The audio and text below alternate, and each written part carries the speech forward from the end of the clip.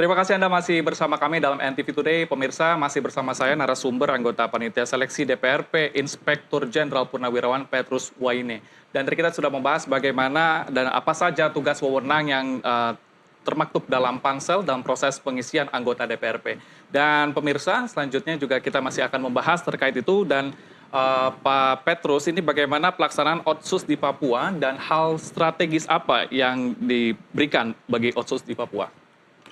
Baik, untuk pelaksanaan otonomi khusus, jadi Undang-Undang Nomor 21 2001 perubahan kedua, tadi saya jelaskan di dalam pasal 68A itu memuat tentang DPRP, DPRK, MRP, BP3 OKP seperti kami Badan Pengarah Percepatan Pembangunan Otonomi Khusus Papua.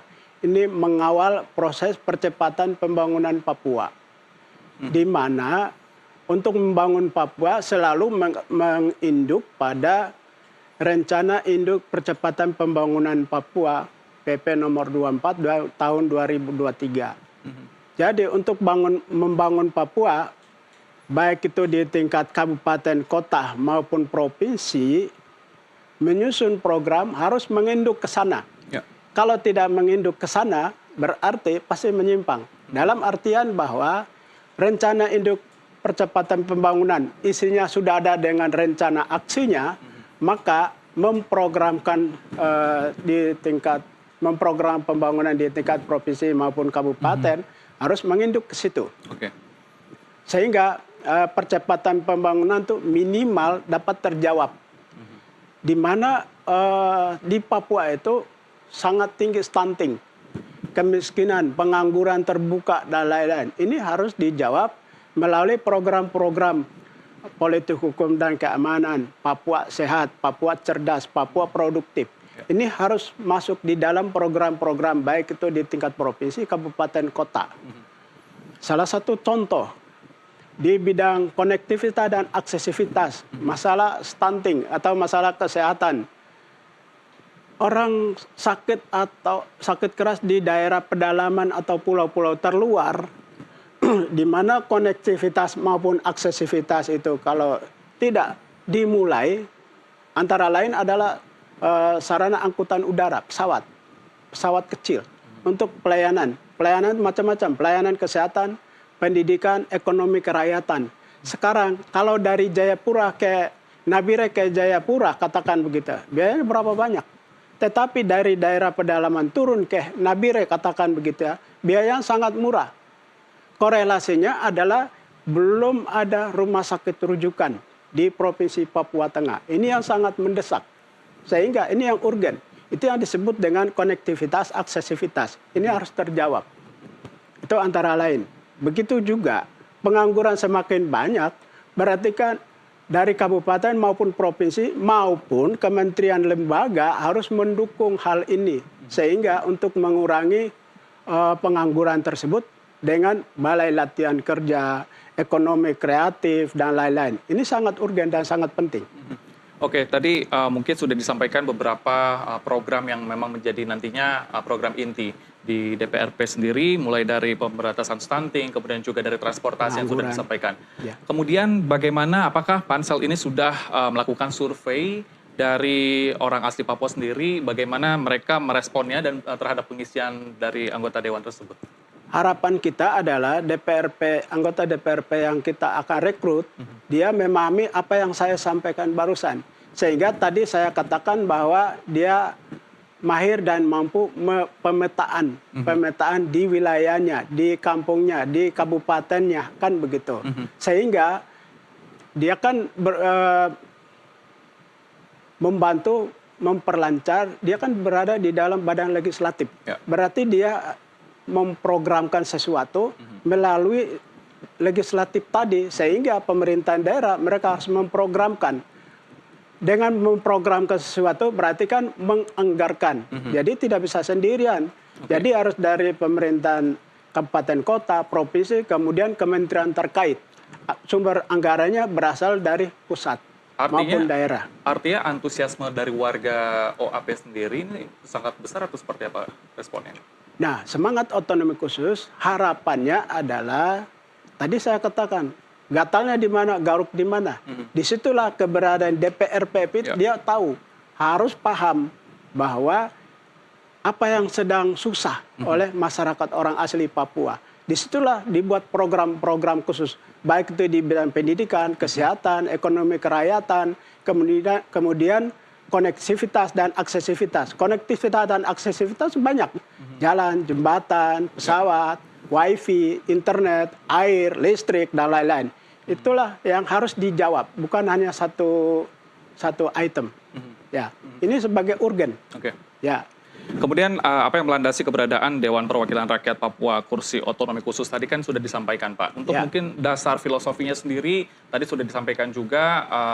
Jadi masing-masing dari OAP ini merasakan ada keresahan dan itu yang menjadi fokus dari kerja mereka. Kemudian apa saja yang menjadi fokus dalam rancangan kerja nantinya?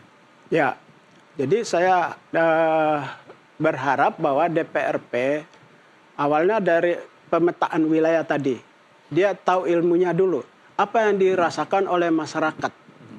Sehingga dapat terjawab. Sekarang masyarakat Papua ada riak-riak seperti itu, apa yang sedang dibicarakan? Bidang apa?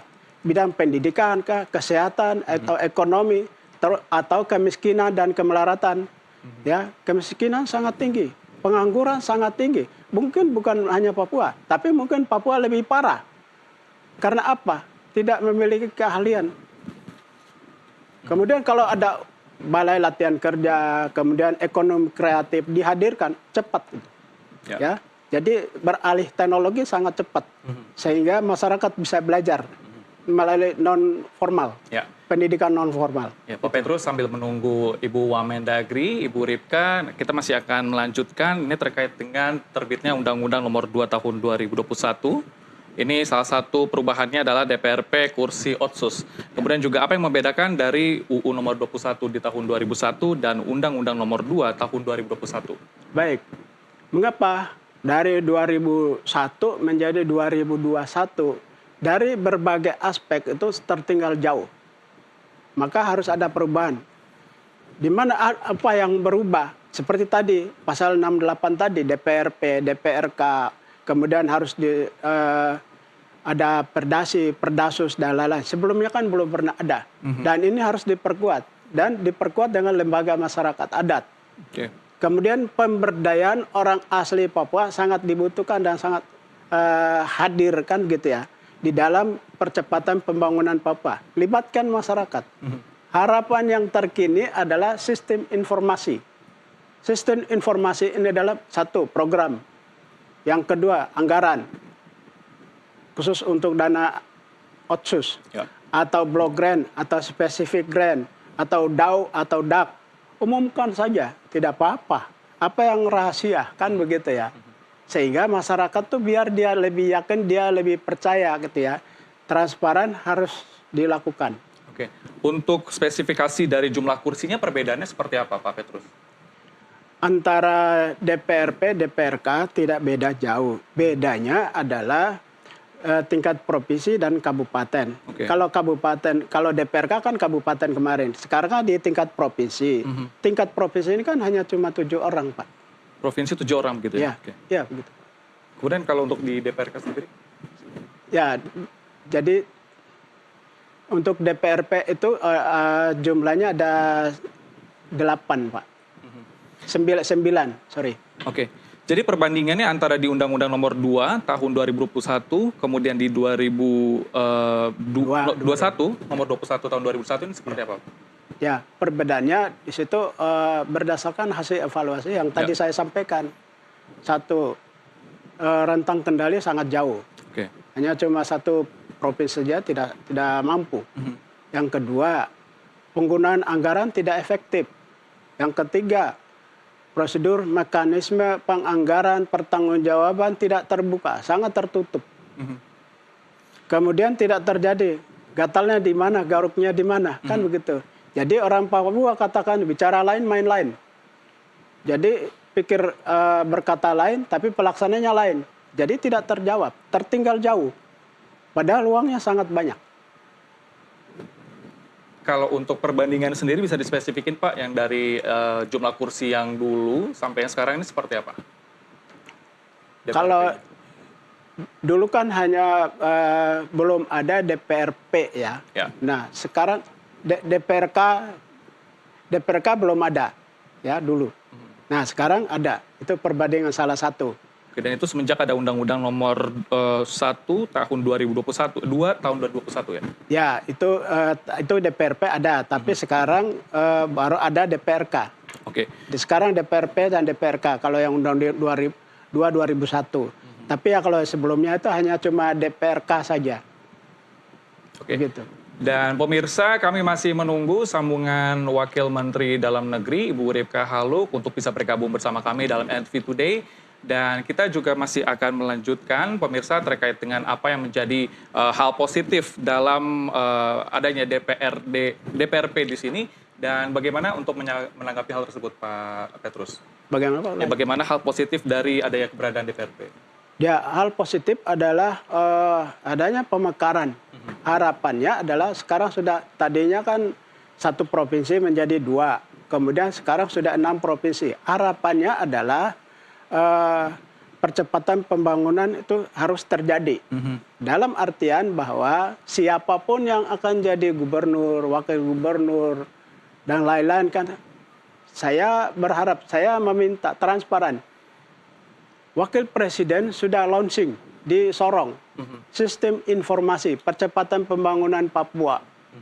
Dalam artian bahwa programnya tampilkan. Besar anggarannya tampilkan. Sumber anggaran dari mana? Kan begitu. Itu harapannya Wakil Presiden. Profesor Dr.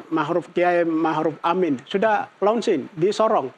Dan itu seluruh Papua harus lakukan ini. Jadi tidak bisa main-main lagi gitu. Sehingga transparan harus terjadi. Baik, dan tentunya komitmen pemerintah kita harapkan dalam pemenuhan hak orang asli Papua melalui Dewan Perwakilan Rakyat Papua dapat berjalan dengan baik. Ya. Dan sayang sekali Pak Petrus, waktu kita sudah habis dan pemirsa. Dan pemirsa, informasi tadi dan perbincangan tadi sekaligus menutup perjumpaan kita dalam NTV Today. Saksikan NTV Today dari hari Senin sampai Jumat pukul 11 waktu Indonesia Barat. Saya Helmut Timothy pamit undur diri. Terima kasih dan sampai jumpa.